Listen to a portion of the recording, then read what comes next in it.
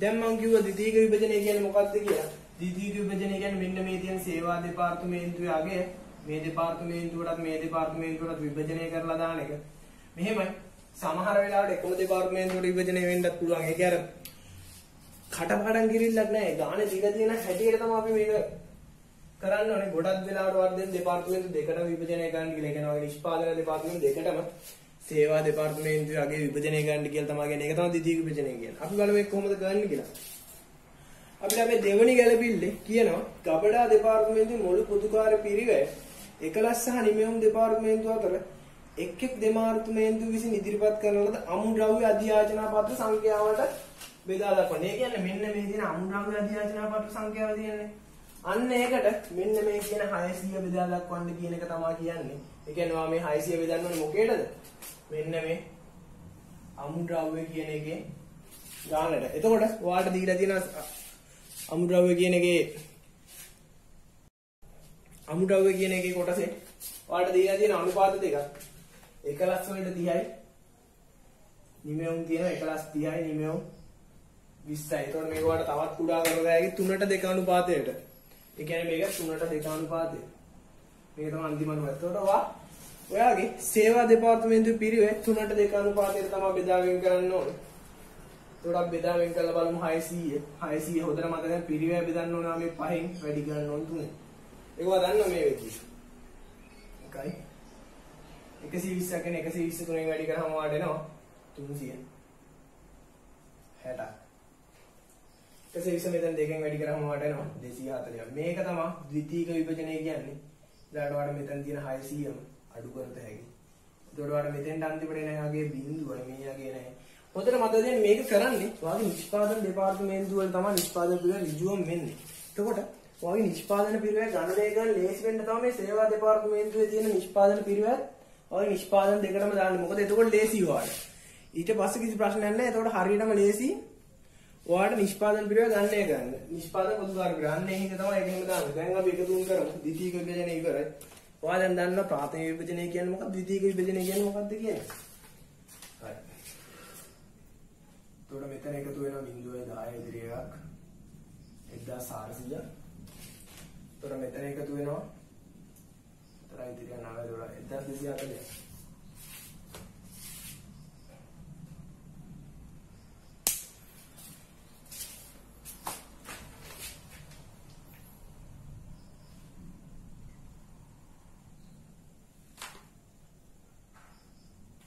මෙතන එකතුව මගේ මොකෙන් හරි වරදිලා තියෙනවා. සමායන මගේ මෙතන එකතුව වැරදිලා දැන් මම කිව්වා එකතුව සමහරට වරදින්න පුළුවන් කියලා. හොතර බලමු එකතුව. 530යි 180යි කියන්නේ 730යි. සමායන මම 630යි කිව්වේ.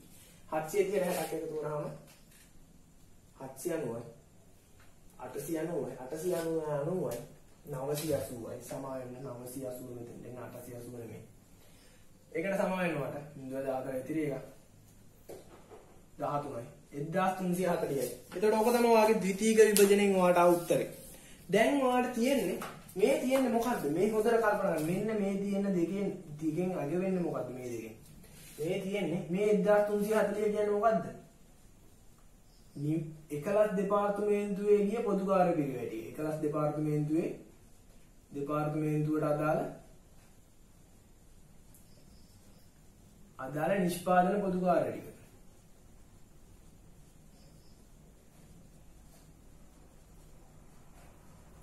11 දෙපාර්තමේන්තුවට අදාළ නිෂ්පාදන පොදුකාර්ය ටික තමයි මේ 1340. මේක 1400 කියන්නේ මොකේද? නිමෙවුම් දෙපාර්තමේන්තුවට අදාළ නිෂ්පාදන පොදුකාර්ය ප්‍රමාණය. එතකොට ඔයාලට මේ ඇවිල්ලා තියෙන්නේ නිෂ්පාදන පොදුකාර්ය පිරිවෙල මුළු නිෂ්පාදන පොදුකාර්ය පිරිවෙල ටික.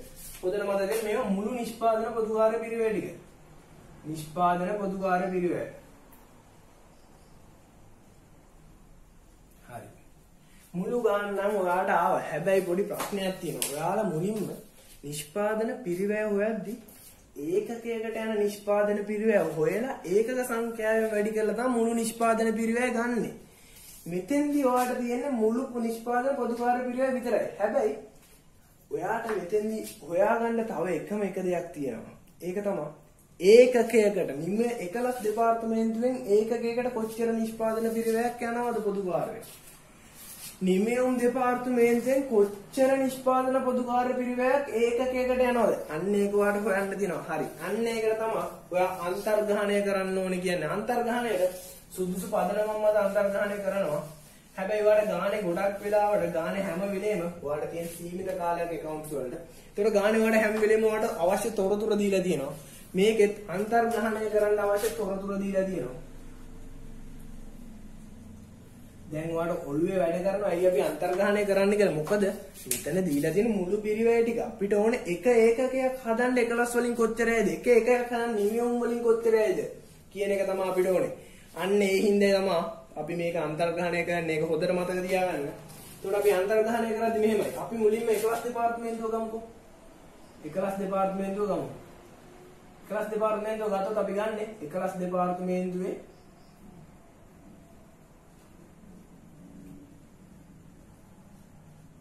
මුළු පොදු නිෂ්පාදන පොදු කාර්ය පිරිවැය. පොදු කාර්ය පිරිවැය. මේක බෙදන්න ඕනේ සුදුසු පදනමකින්. හරි. අපි සුදුසු පදනම දන්නේ නැහැ මේ විදිහ. හැබැයි අපිට ගානේ කියනවා මේ විදිහට. පොදු කාර්ය පිරිවැය අන්තර්ග්‍රහණය සඳහා 11 දෙපාර්තමේන්තුව යන්ත්‍රපැයද. 11 දෙපාර්තමේන්තුව මොකද්ද ගන්නෙ? යන්ත්‍රපැය. 11 දෙපාර්තමේන්තුව මොනවද ගන්නෙ? යන්ත්‍රපැය කියන එක. නිමෙවුම් දෙපාර්තමේන්තුව ශ්‍රමපැයද. නිමෙවුම් දෙපාර්තමේන්තුව ගන්නෙ ශ්‍රමපැය. හරි. ඕක තමයි විදිය. එතකොට ඔයා බෙදන්න ඕනේ 11 දෙපාර්තමේන්තුව යන්ත්‍රපැය පදනමේ. දීලා තියෙන යන්ත්‍රපැය.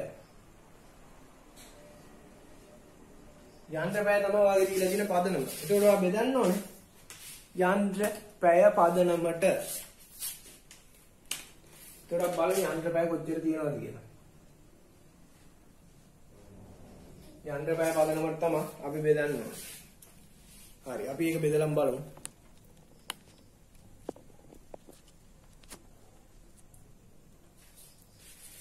අපිට මේ විද්‍යාව 11 දෙපාර්තමේන්තුවේ මුළු පොදු කාර්ය පිරිවැය කියලා 1340ක් මේක දහස් වලින් තියෙන හොඳට මතක තියාගන්න මේ යටේ දහස් වලින් 1340ක් තියෙනවාට යන්ත්‍රපැය තියෙනවා 11 දෙපාර්තමේන්තුවේ යන්ත්‍රපැය කීයක් තියෙන 12000යි. ඔයා දාන්න ඕන සමස්ත යන්ත්‍රපැය නෙමෙයි. ඒක හොඳට මතක තියාගන්න සමස්ත යන්ත්‍රපැය නෙමෙයි ඔයා දාන්න. මොකද ඔයා 11 දෙපාර්තමේන්තුවේ හොයන්නේ 11 දෙපාර්තමේන්තුව හොයන්න 11 දෙපාර්තමේන්තුවේ යන්ත්‍රපැය ප්‍රමාණය තමයි ඕනේ. ඒ හින්දා මේක බෙදන්න 12යි. 12000 දහස් වලට ගත්තාම 12යි 12000ම ගන්න පුළුවන්. 12000ම ගත්තොත් එතන තව බිංදු තුනක් දාන්න ඕනේ. බිංදු තුන කැපුවම ආයේ 12න්ම තමයි බෙදන්නේ. ඔයාලක බෙදලා බලන්න 12න් ඔයාට එනවා. බෙදලා බලන්න. 1යි 14යි ඒකටත් 1යි ඉතිරි 2ක්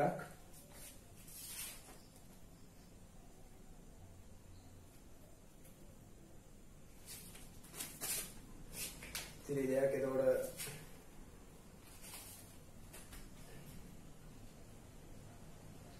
තමයි 13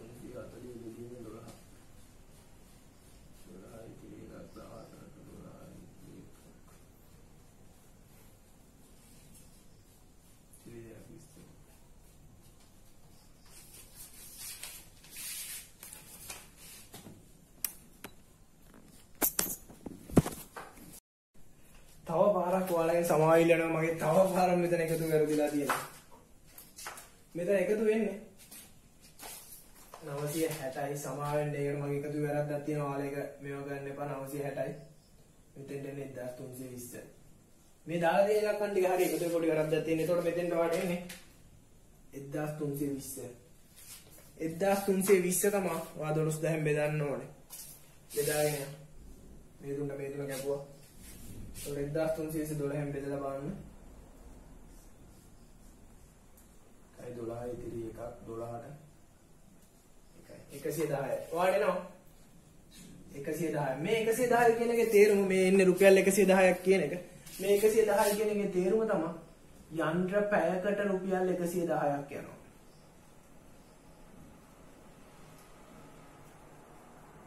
එකලස් දෙපාර්තමේන්තුවේ යන්ත්‍ර පැයකට රුපියල් 110ක පිරිවැයක් යනවා කියන එක තමයි ඔයාලට ඔය ආවේ. එතකොට මේක තමයි යන්ත්‍ර පැයකට 110ක් යන්නේ 11 දෙපාර්තමේන්තුව. ඒතකොට 11 දෙපාර්තමේන්තුවේ අන්තර්ග්‍රහණය කරපු එක අපි ඉවරයි. එතකොට මෙතනින් අපිට එනවා එක ඒකකයක් හදන්න යන්ත්‍ර පැය කීයක් යනවද? එතකොට ඒක අපිට ගන්න දෙනවා. එතකොට අපිට දැන් එනවා කොහොමද නිෂ්පාදනය එක ගන්න හොයාගන්න කියලා මේ යන්ත්‍ර පැයෙන් කොහොමද කියන එක. අපි හදමු තව ඉස්සරහට ගිහලා. ඊළඟට දැන් අපිට ඕනේ අපේ නිෂ්පාදන නිමෙවුම් දෙපාර්තමේන්තුව. දැන් අපි 11 ඉවරයි. දැන් අපිට තියෙන නිමෙවුම්. නිමෙවුම් එකෙත් එහෙමයි. නිමෙවුම් එකේ මුලින්ම ගන්න පිරිවැය. පිරිවැය නිමෙවුම් එකේ තියෙනවා 1400ක්. 0.3 දාමු 10 වලින් නැතුව ගන්න හදමු අපි. ඊළඟට මේ වෙද්දි දන්න ශ්‍රම පැය පදනම් මත තමයි මේක අන්තර්ග්‍රහණය වෙන්නේ. එතකොට ශ්‍රම පැය කීයද අපි ගන්න ඕනේ කියන එක තමයි දැන් අපිට තියෙන ප්‍රශ්නේ. ශ්‍රම පැය හොඳට කල්පනා කරන්න, හොඳට මතක තියාගන්න. ඔයා හදන්නේ නිමෙවුම්. ඔයා හදන්න යන්නේ නිමෙවුම් දෙපාර්තමේන්තුව. නිමෙවුම් දෙපාර්තමේන්තුව හදන්න යනවා නම් නංගියේ මල්ලි ඔයා ගන්න ඕනේ. නිමෙවුම් වලට ගිය ශ්‍රම පැය ප්‍රමාණය නැතුව මුළු ශ්‍රම පැය ප්‍රමාණය නෙමෙයි. හොද්දට මතක තියාගන්න මෙතනට මුළු වගේ මුළු ශ්‍රම පැය මේ වෙදෙන් දැන් මුළු යන්ත්‍ර පැය එන්නේ නැහැ. අදාළ දෙපාර්තමේන්තුවට ගිය ප්‍රමාණය විතරයි එන්නේ. අදාළ දෙපාර්තමේන්තුවට ගිය යන්ත්‍ර පැය ගිය ශ්‍රම පැය ඔය දෙකෙන් එකක් විතරයි එන්නේ. ඔයා හදන්නේ යන්ත්‍ර පැය පදනමට නම් අදාළ දෙපාර්තමේන්තුවේ යන්ත්‍ර පැය විතරයි එන්නේ. ඔයා හදන්නේ ශ්‍රම පැය පදනමට නම් අදාළ දෙපාර්තමේන්තුවේ ශ්‍රම පැය විතරයි එන්නේ. එතකොට හොඳට මතක තියාගන්න මුළු ගාන එන්නේ නැහැ. ඔයාව වරදින්න පුළුවන් ඔයාට උතන. හොඳට මතක තියාගන්න මුළු ගාන නම් දාන්න එපා බැරි කොයි වෙලේකවත්. ඔයා දාන්න ඕනේ ඒ දෙපාර්තමේන්තුවට ගිය අගයමයි. මොකද ඔයා හදන්නේ දෙපාර්තමේන්තුවේ පිරිවැය නම් ඒ දෙපාර්තමේන්තුව හදන්න ගිහිල්ලා තියෙන්නේ ශ්‍රම පැය 14000ක් නම් ඒ දෙපාර්තමේන්තුවේ ඒ කාල පරිච්ඡේදයේදී ඔයා ඒකෙන් බෙදන්නේ. හොඳට මතක තියාගන්න ඒක. 14000න් බෙදන්න 0.3 කපන්න. ඔයාට එනවා 100ක්. රුපියල් 100ක්. මේ රුපියල් 100 අගෙන් කියන්නේ ශ්‍රම පැයකට රුපියල් 100ක් යනවා කියලා. ඒ කියන්නේ නිමෙවුම් දෙපාර්තමේන්තුවෙන් ශ්‍රම පැයක් වැඩක් කරනවා කියන්නේ රුපියල් 100ක වටිනාකමක් යනවා කියන එක තමයි කියන්නේ. මේක තමයි අන්තර්ග්‍රහණය. මේකත් අපි ඉවරයි. හරි. ඊට පස්සේ අපේ ගානේ අපිට තියෙනවා නිෂ්පාදන පිරිවැය හොයන්න අපි හදන ඒකක දෙකක. අපි ඒක කතා කරමු. අපි දැන් ටිකෙන් ඒක කතා කරමු. මම දැන් මේ ටික මගනවා. මොකද දැන් අපිට ඕනේ මේ කොටස් ටික. මේ ටික නෙමෙයි. අපිට ඕනේ හැබැයි මෙන්න මේ දෙක. ශ්‍රම පැයකට 100ක් ගිය එක ඒ දෙක ඕනේ. අපි කතා කරමු මේක.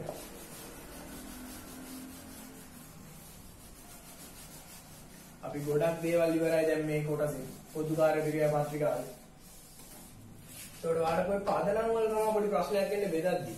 ඔය පදනම් ටික මං කියනවද අපි තේලවල කාලේදී අපිට ප්‍රශ්නයක් ආවා මේ පදනම් ටික කොහොමද මතක තියාගන්නේ කියලා. හැබැයි ඇත්තම කියන්න අපි පදනම් කටපාඩම් කරන්න ගියේ නෑ. ඇත්තම කතා කරොත් අපි ඔය එක පදනමක්වත් කටපාඩම් කරන්න ගියේ නෑ. අපිට ගණන් හදලා පදනම උරුණා. එතකොට ඔයාලට දීලා තියෙන ගානට අනුව පදනම දාන එක තමයි තියෙන්නේ. පදනම් ටිකක් මම ෆොටෝ එකක් ගහලා ගන්නම් මම ගිය ක්ලාස් එකේ දුන්න ටිකෙන්. ඒකට ඒ ටිකම තමයි මේ වෙද්දිත් තියෙන්නේ. ඒකට ඒක පොඩ්ඩක් බලා ගන්න. වටි ඒ ටික. ඒකට මම මේ ගත්තේ මේ මිනිස්සු හින්දා මේ මිනිස්සු උගන්වපු දේවල් හින්දා අතටත් මෙහෙම උගන්වන්නේ ඔයාලට කියලා දෙන්නේ.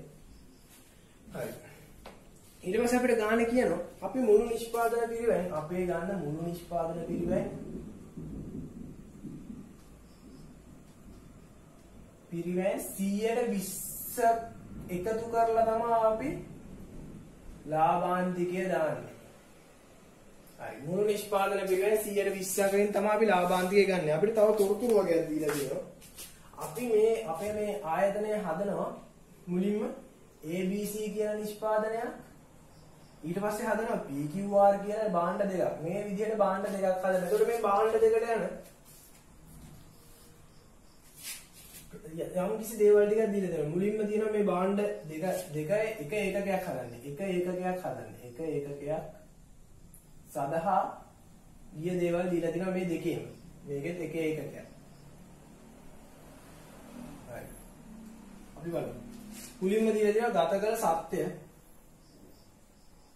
සත්‍ය කාලය.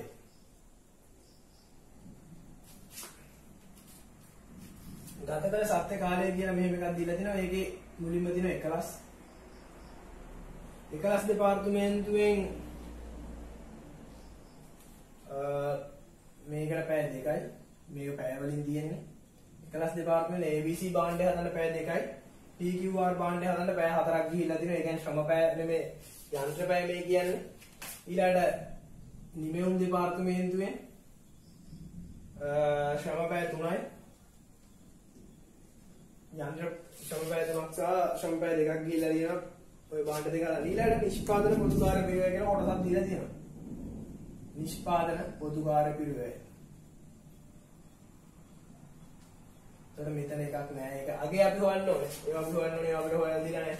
ඊට පස්සේ අපිට තියෙනවා ප්‍රාථමික පිරිවෙය කියලා. ඒතකොට ප්‍රාථමික පිරිවෙයත් අපි දන්නේ නෑ. ඒකත් අපි හොයන්න ඕනේ. ආසවෙන් ප්‍රාථමික පිරිවෙය අපිට ABC භාණ්ඩේ 380 කියලා දීලා තියෙනවා.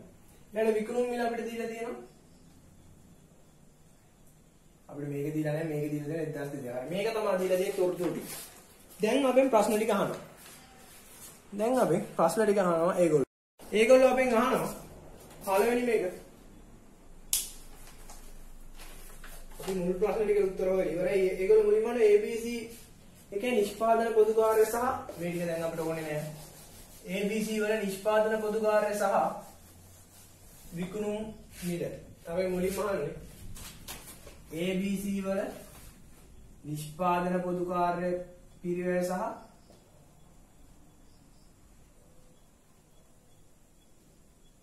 විකුණුම් මිල. හරි. මේක තමයි අපිට මුලින්ම අහන්න තියෙන්නේ. හරි.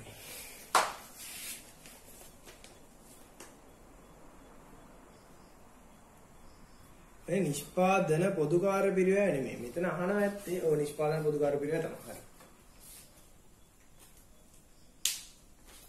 නිෂ්පාදන පොදු කාර්ය පිරිවෙය අපි දන්නවා මේ කොහොමද හදාගන්නේ කියලා. අපිට මේ ගානේ කියලා තියෙනවා ABC හදන්න නම් නිමෙවුම් දෙපාර්තමේන්තුව වෙනුවේ එකලස් දෙපාර්තමේන්තුව වෙන පැය ප්‍රමාණය. මේ තියෙන්නේ PQR හදන්න යන පැය ප්‍රමාණය. එතකොට මේ තියෙන්නේ යන්ත්‍ර පැයනේ. යන්ත්‍ර පැය එකලස් වලින් අපිට ආවේ මොකද්ද? එකලස් වලින් ආවේ යන්ත්‍ර පැය. යන්ත්‍ර පැයකට 110ක් වටනවා කියන්නේ ආවේ රුපියල්. ඒතකොට නිමෙවුම් වලින් ආවේ ශ්‍රම පැයකට රුපියල් 100ක් යනවා කියලා. හරි. මෙතන තියෙන්නේ යන්ත්‍ර පැයයි ශ්‍රම පැයයි. එතකොට ABC එක හදන්න යන්ත්‍ර පැය යනවා දෙකක්. යන්ත්‍ර පැය දෙකක් යනවා කියන්නේ ඒක වැඩි කරනවා නම් 110 වටනාකම ගන්න එක. නිමෙවුම් වලට 100ක් යනවා. ඒ කියන්නේ 330ක් තමයි ABC වලට එන්නේ. ABC වලගේ එන්නේ 330යි. නිෂ්පාදන පොදු කාර්ය ABC වල 330යි. ඒතකොට මේකෙන් 110 100යි. මේක නිකන් හදන්න තියෙන. මේ ටික හදාගත්තට පස්සේ ඕක ඇති දෙයක් නෑ. හරියටම කිව්වොත්. එතකොට PQR වලටත් යන නිෂ්පාදන පිරිවෙය කීයද එතකොට? 110 කියන්නේ මෙතන 440යි. මෙතනින් එනවා 440ක්. මෙතනින් එනවා 200ක්. ඔක්කොම එනවා 640ක්. මේක තමයි 640. ඒක තමයි ඒ නිෂ්පාදන පොදු කාර්ය ටික. එතකොට ඕක තමයි අපේ ABC සහ PQR වල නිෂ්පාදන පොදු කාර්ය පිරිවෙය වල අගේ. දැන් ඒකේ ප්‍රශ්නයක් නැහැ. මොකද අපි හොයාගත්තා එකලස් දෙපාර්තමේන්තුවෙන් යන්නේ යන්ත්‍ර පැය. යන්ත්‍ර පැයකට 110ක් යනවා කියලා අපි හොයාගත්තා. නිමෙවුම් යන්නේ අපේ ශ්‍රම පැය. ඒතකොට ශ්‍රම පැයකට 100ක් යනවා කියලා හොයාගත්තා. ඒතකොට මේ විදිහට එක වැඩි කරා ඔයාලට එනවා නිෂ්පාදන පොදු කාර්ය වල අගේ මේ විදිහට. ඒතකොට දැන් ඔයා ABC වල නිෂ්පාදන පොදු කාර්ය දන්නවා. 330ක් තමයි වාට එන්නේ. ඒකක නිෂ්පාදන පොදු කාර්ය පිරිවෙය තමයි වෙන්නේ. දැන් ඔයාලට ඕනේ විකුණුම් මිල. හරි. විකුණුම් මිල ගන්න කොහොමද කියලා කියද? මුළු නිෂ්පාදන පිරිවෙයෙන් 120ක්. පොතට මතක තියාගන්න නිෂ්පාදන පිරිවෙයෙන් නිෂ්පාදන පොදු කාර්ය පිරිවෙයෙන් නම් නෙමෙයි. මේකෙන් නම් නෙමෙයි. මෙන්න මේ කියන නිෂ්පාදන පිරිවෙයෙන් මුළු නිෂ්පාදන පිරිවෙයෙන් 120ක්. හරි. අපි විකුණුම් මිල හොයාගන්න කලින් එහෙනම් මොකද්ද මුලින්ම හොයාගන්න ඕනේ? මුළු නිෂ්පාදන පිරිවෙය කියලා. මුළු නිෂ්පාදන පිරිවෙය එන්නේ කොහොමද? අපි බලමු මුළු නිෂ්පාදන පිරිවෙය එන්නේ प्राथमिक පිරිවෙය දන නිෂ්පාදන පොදු කාර්ය පිරිවෙය මම කලින්ම කිව්වා ඔය පිරිවෙය සමාන වෙනවා මුළු නිෂ්පාදන පිරිවෙයට.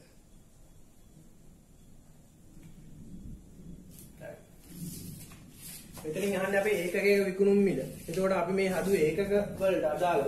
එතකොට අපිට ප්‍රාථමික පිරිවේ ABC වල තියෙන 380ක්. එතකොට මේ 380ට අපි එකතු කරනවා 330ක්. නිෂ්පාදන පොදුකාර අපිට 330ක්. එතකොට අපිට එනවා මෙතන 11 ඉතිරිය 710ක්. මුළු නිෂ්පාදන පිරිවේ 710යි. එතකොට මෙන්න මේ කියන මුළු නිෂ්පාදන පිරිවෙන් 100ට කීයක්ද අපි ගන්නවා කිව්වේ? 120ක්. ඒ කියන්නේ 710 120ක් එකතු කරලා තමයි අපේ විකුණුම් මිල තීරණය කරන්නේ. ඒ කියන්නේ මෙහෙමයි. හොඳට බලන්න. නිෂ්පාදන පිරිවේ මුළු නිෂ්පාදන පිරිවේ දාන ලාභය සමානයි විකුණුම් මිල. ඉතින් මේකම තමයි මේ කියන්නේ. ඕක තමයි තියෙන්නේ. එතකොට මුළු නිෂ්පාදන පිරිවැයට 100 ආදේශ කරා කියලා හිතන්නකො. මුළු නිෂ්පාදන පිරිවැයට 100 ආදේශ කරා ලාභය 20යි. ඒ කියන්නේ විකුණුම් මිල 120යි. ඔයාලට මේක කෙලින්ම ගන්නත් පුළුවන්. 720 100ට 120 වැඩි කරා නම්. මොකද මුළු නිෂ්පාදන පිරිවැය වඩාව 710යි. සමාන 710යි. 710 100ෙන් බෙදුවා නම් එකකගේ එනවා. ඒක 120ෙන් වැඩි කරා නම් ඔයාලට මේ ගන්න එනවා. ඒත් ගන්න පුළුවන්. ඕක තමයි තියෙන්නේ. හරි අර බලමු. 1යි 5යි. 710 ගන්න ඕනේ 5යි. 1යි 2යි 24යි. රුපියල් 142ක් අගයක් එකතු කරන්න ඕනේ. ඔය එන්නේ රුපියල් 142ක් එකතු කරන්න ඕනේ කියලා. කියන්නේ 142යි මෙතන මේ 142 කියන්නේ 710ට 142ක් එකතු කරා නම් ඔයාලට එනවා විකුණුම් මිල. 710ට 142ක් එකතු කරන්න. එතකොට ඔයාලට එනවා විකුණුම් මිල. 12යි 2යි 5යි 852 රුපියල් 852ක් තමයි ABC වල ඒකකයක විකුණුම් මිල වාට නැත්තම් මෙන්න මේ විදිහට 710 100ෙන් බෙදලා 120ෙන් වැඩි කරන්න කෙලින්ම මේ ගණන ගන්න පුළුවන්. ඔයාලට කැමති ක්‍රමයක් ඕකේදී අනුගමනය කරන්න පුළුවන්. ඒකට පළවෙනි කොටස ඉවරයි. ABC වල හොයන්න තියෙන දෙක ඉවරයි. හරි. දැන් අපිට කියනවා තව පොඩි කොටසක් ඔය ගන්න තියෙනවා. අන්තිම කොටස ගන්න. සතුට වෙන්න පුළුවන් මේ අන්තිම කොටස. මේකදී අපිට කියන්නේ PQR වල අපිට හොයන්න කියනවා.